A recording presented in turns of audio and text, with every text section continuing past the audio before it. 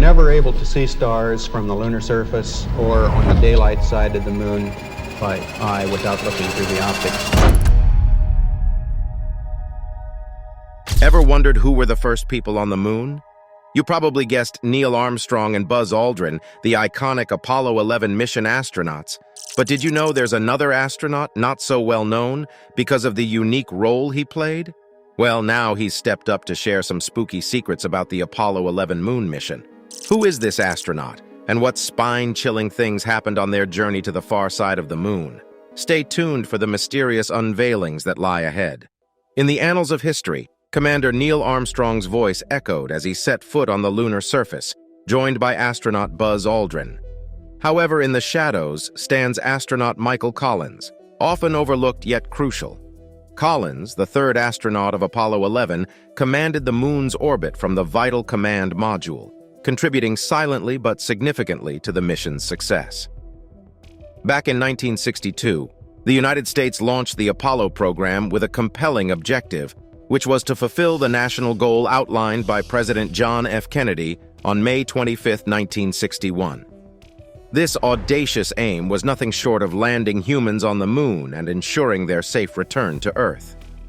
The Apollo program, orchestrated by the National Aeronautics and Space Administration, also known as NASA, involved a series of meticulously planned phases encompassing suborbital and orbital flights, intricate docking maneuvers, simulations of lunar orbiting and landing, and captivating extravehicular activities.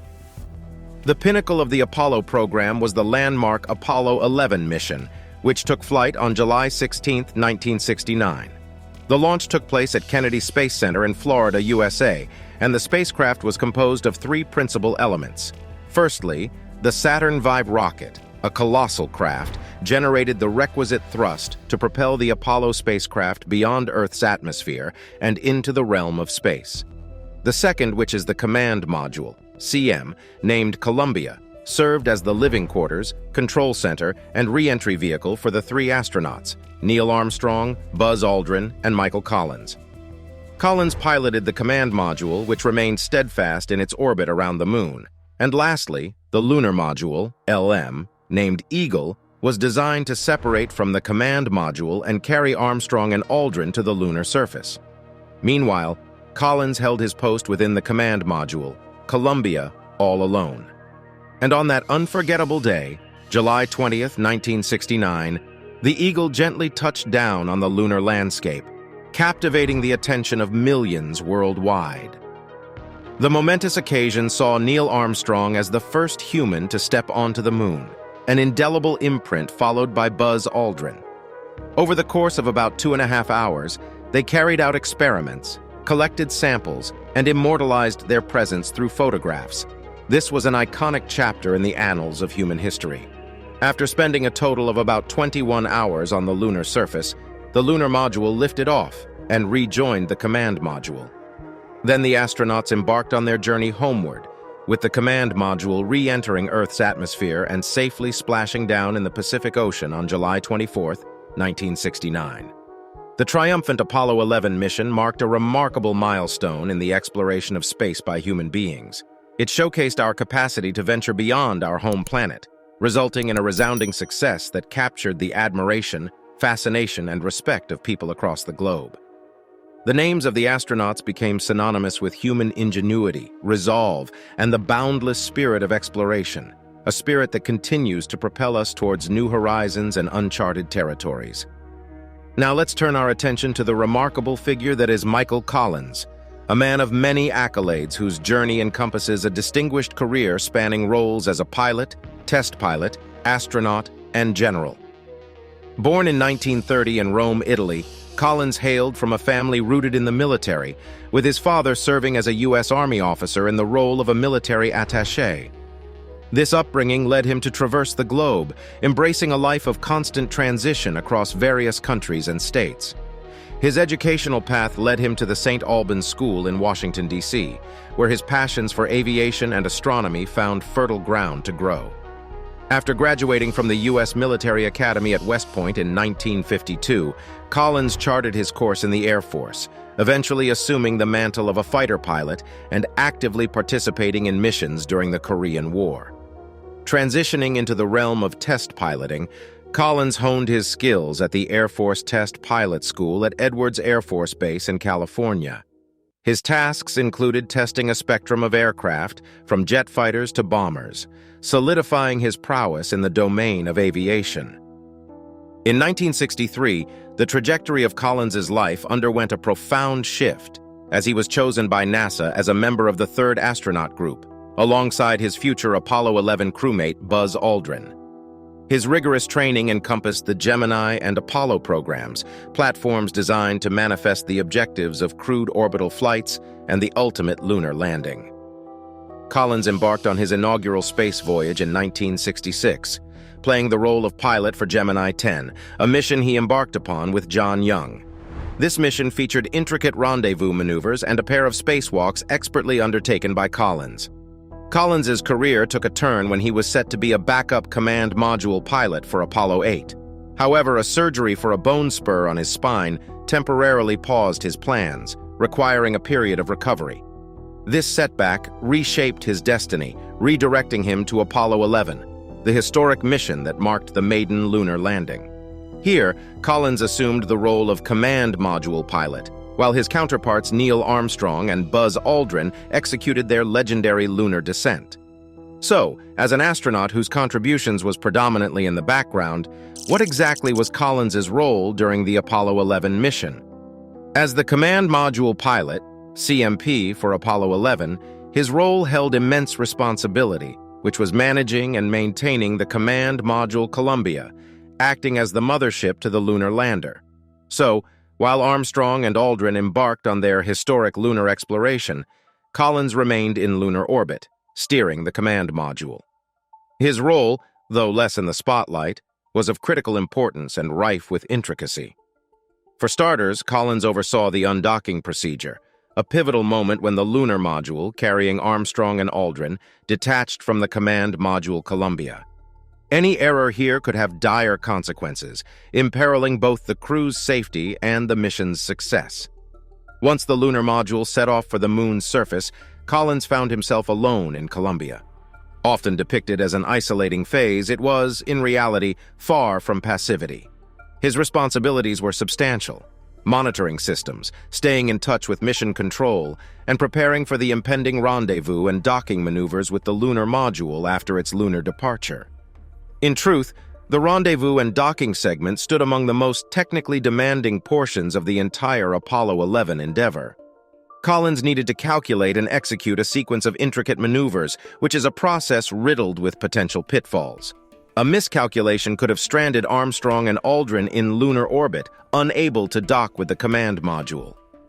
Collins also bore the weight of ensuring the command module's well-being during the lunar module's excursion. Serving as the sole vehicle for the return trip to Earth, the command module's proper functioning was paramount. Collins regularly examined its systems, validating optimal life support, communication, and propulsion. His responsibilities extended beyond mechanics into observation. As Columbia orbited the moon, Collins documented its surface, supplying invaluable insights for scientific comprehension. Amidst his technical obligations lay an aspect often unspoken. Beyond mechanics, Collins carried a significant psychological burden. He served as the mission's pivot, the link between Earth and lunar explorers. His unique position of responsibility meant he would have to return alone should anything go wrong on the lunar surface. Yet, Collins fulfilled his duties with remarkable poise, personifying the right stuff emblematic of his astronaut cohort. Composed and focused, he maintained an open line with mission control, methodically fulfilling his tasks. His meticulous execution played a central role in the lunar landing's success. Collins's efforts continued beyond rendezvous, contributing to the Trans-Earth Injection, TI, a critical maneuver to depart lunar orbit and head home. Once again, Collins's precision and technical acumen were instrumental in accomplishing this, underscoring his pivotal contribution. Meanwhile, Michael Collins is often spoken about as being left alone in Columbia. But what was his experience like, and how did it influence him, ultimately offering insights into humanity's place in the cosmos? As the lunar module carrying Neil Armstrong and Buzz Aldrin descended towards the moon's surface, Collins remained within the command module, adopting a solar orbit around this otherworldly realm. His time in lunar orbit surpassed 21 hours, with approximately 48 minutes of each orbit immersed in radio silence on the far side of the moon. This particular juncture is often identified as the loneliest man in history, yet Collins perceived this phase as one of tranquil solitude rather than stark isolation. You might be curious about the reason Collins experienced this 48-minute radio blackout during each lunar orbit. The primary reason behind Collins's radio blackout on the far side of the moon was the moon's capacity to obstruct radio signals. Radio waves are a form of electromagnetic radiation that can travel through space, but they can also be blocked or absorbed by solid objects such as planets and moons, thereby making communication in this region a challenging endeavor. This highlights the difficulties in exploring this lonely side of the moon. To put this into perspective, there are several factors that contribute to the complexities of exploring the far side of the moon, but three significant reasons stand out. The first revolves around the absence of direct communication with Earth.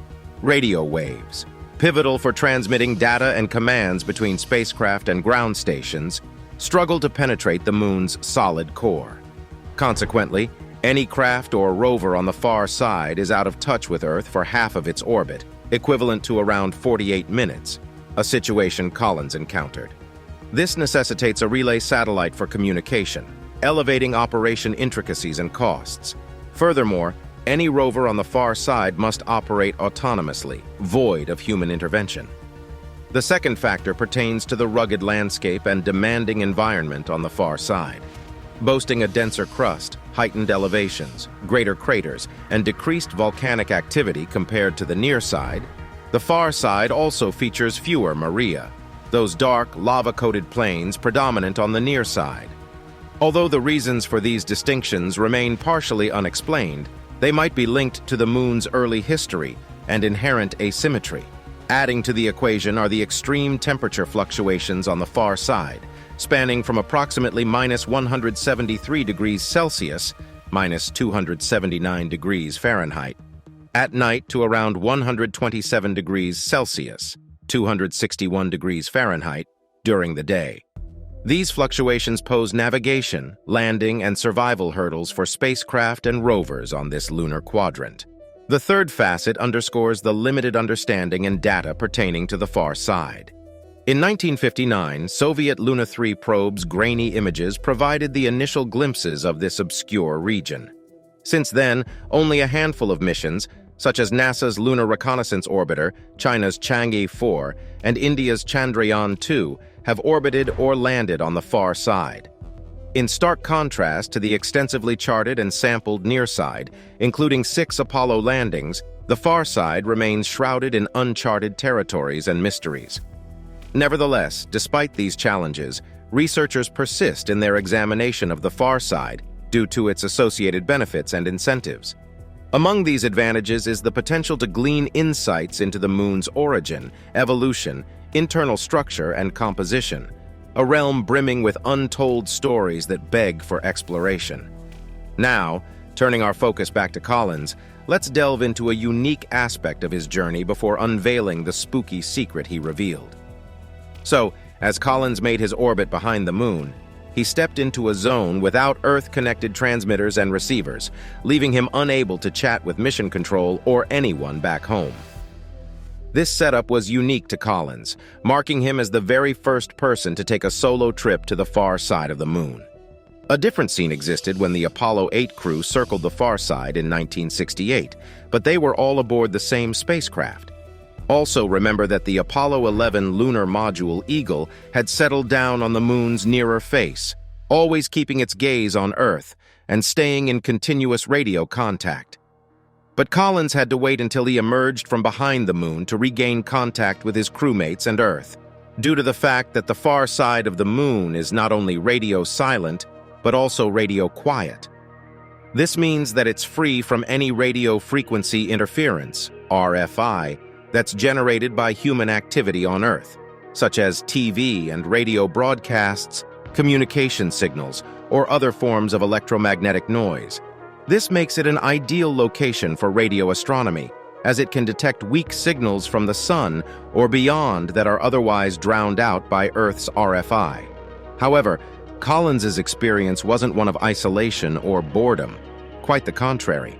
Amidst this lunar solitude, he savored the sight of Earth and the Moon, immersing himself in focused activity while retaining his humor and curiosity. In his own words, Collins recounted an absence of loneliness. Rather, he found solace in the stillness, an anticipation, contentment, assurance, even exultation. This serenity was a welcome respite from the typical mission hustle. Orbiting the Moon, Collins was privy to a sight few witness: the lunar far side, a rugged, crater-pocked terrain concealed from Earth's view.